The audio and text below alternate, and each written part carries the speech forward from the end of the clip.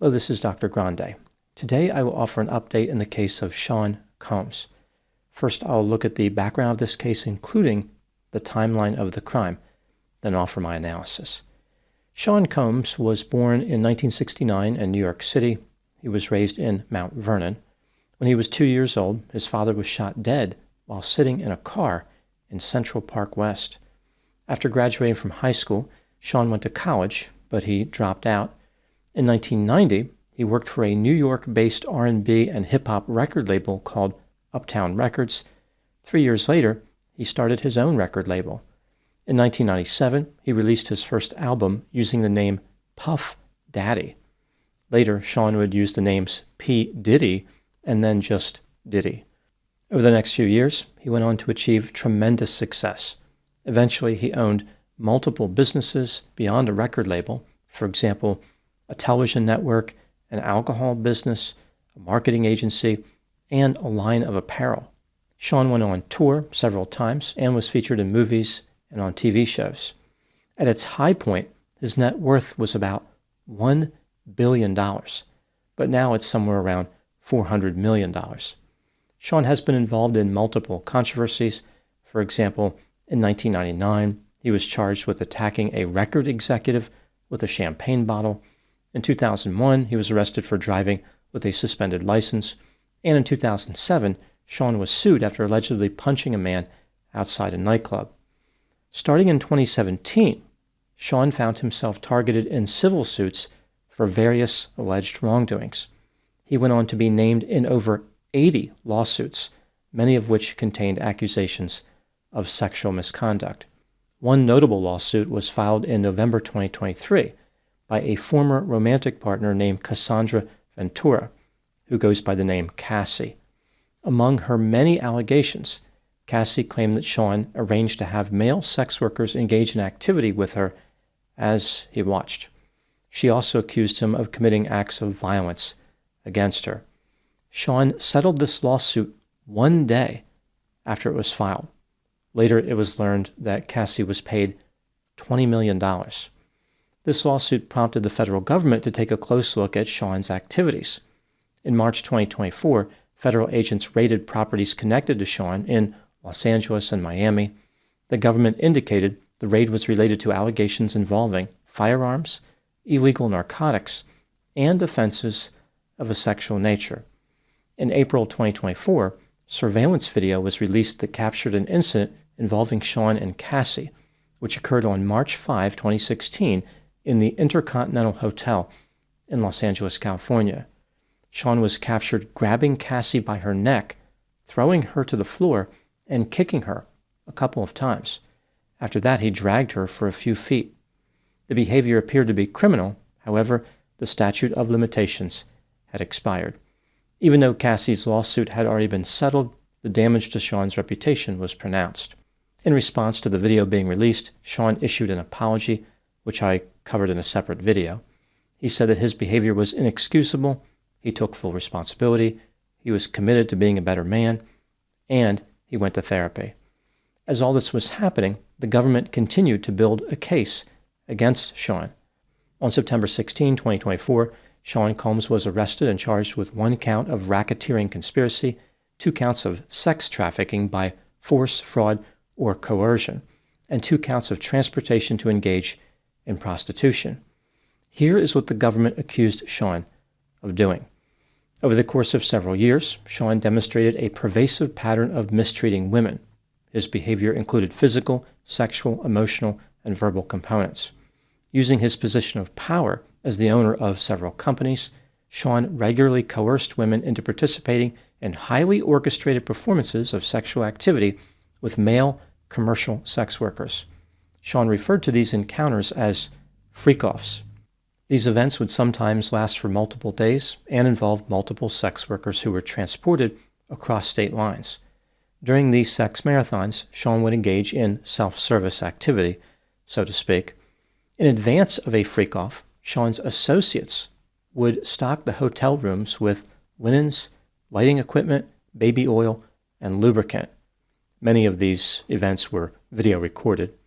During the activity, controlled substances were distributed to the victims, which kept them compliant. Sometimes Sean would engage in violent behavior, which included punching, dragging, kicking, striking, and throwing objects. Victims often sustained injuries that took days to heal. Sean also controlled the victims by threatening to release the video recordings that he made of the sex marathons. The female victims participated in the freak-offs due to intimidation, threats, drugs, Sean's influence over their careers, offers of financial support, and through violence. The freak-offs were facilitated by Sean's employees and associates like personal assistants, supervisors, security personnel, and household staff. They helped Sean to arrange and conceal these sexual encounters. Sean was the leader of a criminal enterprise. Again, this is what the government alleged. The charges that Sean faced were extremely serious. He was looking at a maximum penalty of life in prison if convicted. In May 2025, Sean Combs went on trial in Manhattan. The government's case was centered around the testimony of two people, Cassie Ventura and a woman referred to by the pseudonym Jane. Cassie testified that Sean was violent, blackmailed her, and she was afraid of him. She indicated the freak-offs would last up to 4 days.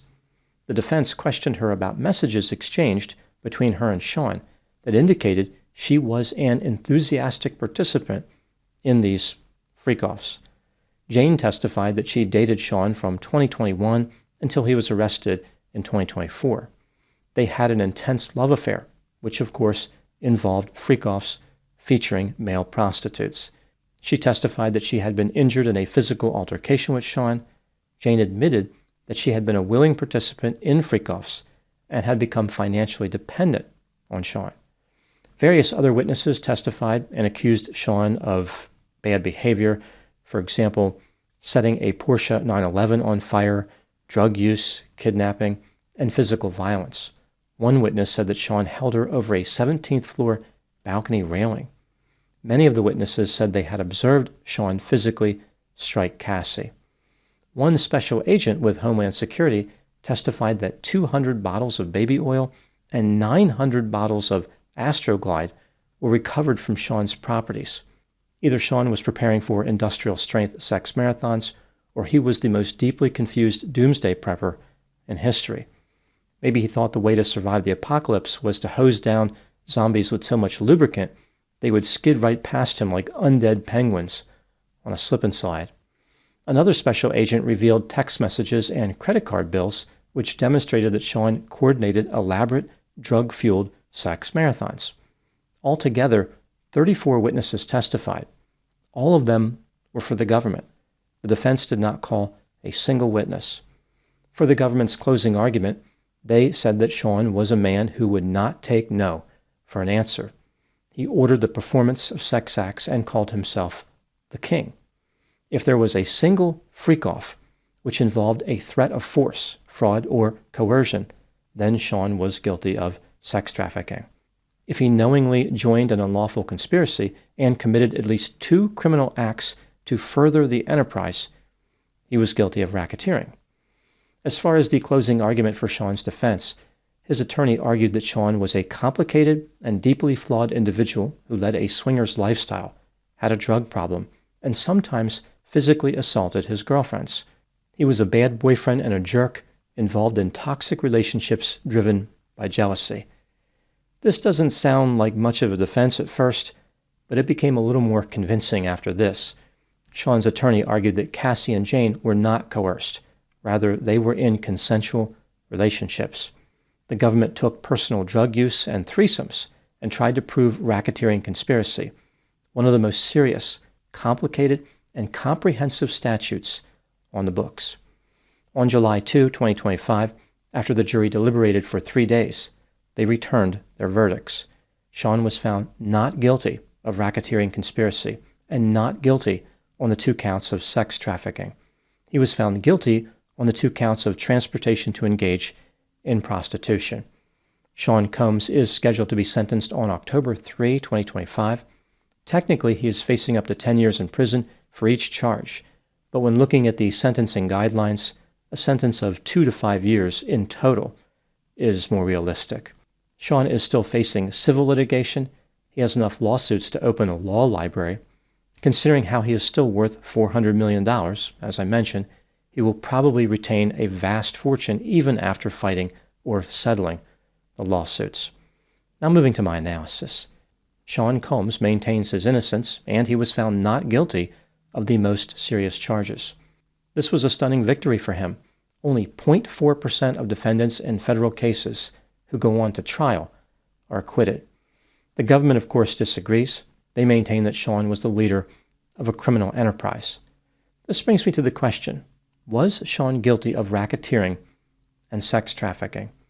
Let's take a look at the evidence both for and against the idea he was guilty, starting with the inculpatory factors.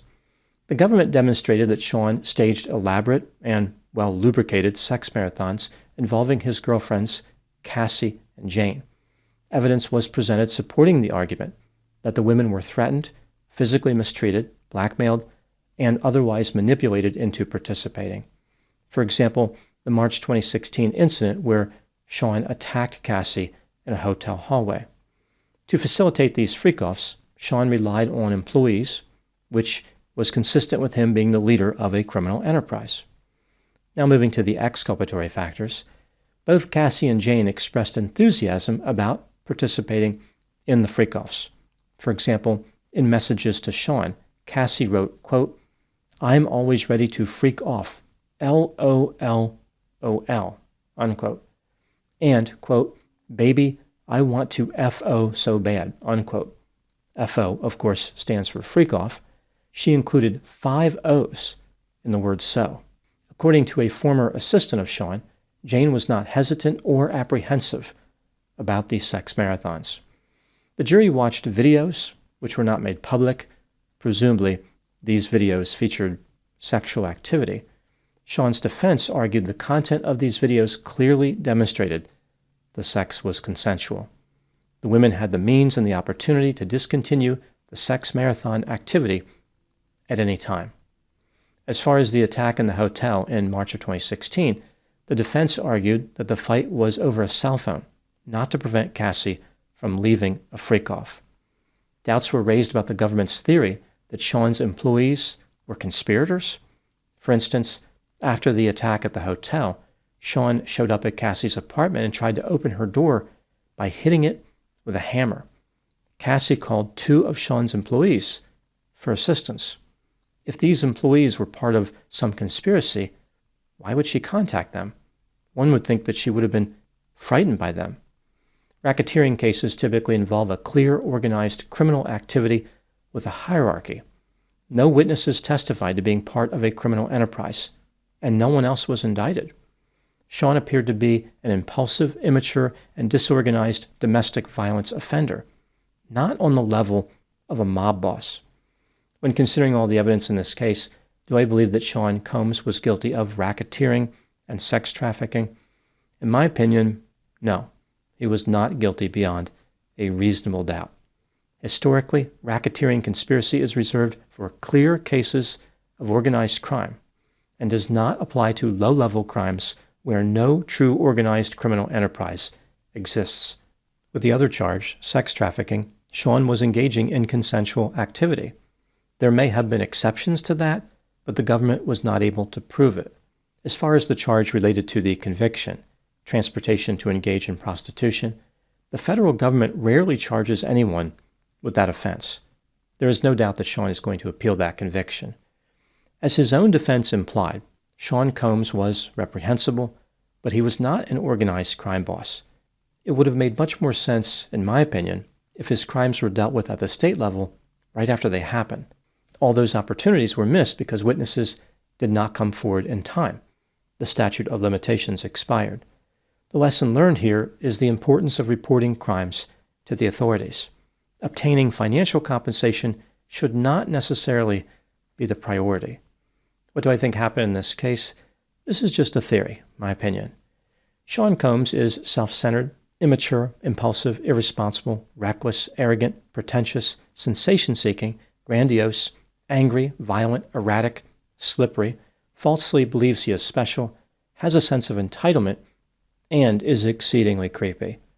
When he became wealthy, it gave him access to indulge all his desires, including those in the area of sex. He started staging the sex marathons and found there was little resistance, even before the lubricant was added. These freak-offs became central to his existence. Everything in his life revolved around these disturbing events. He spent a lot of money and time making extensive preparations, including flights, hotels, drugs, candles, meals, and, of course, lubricant. It became so bad that Sean stayed in basic hotel rooms due to the frequent damage they sustained through the excessive deployment of baby oil.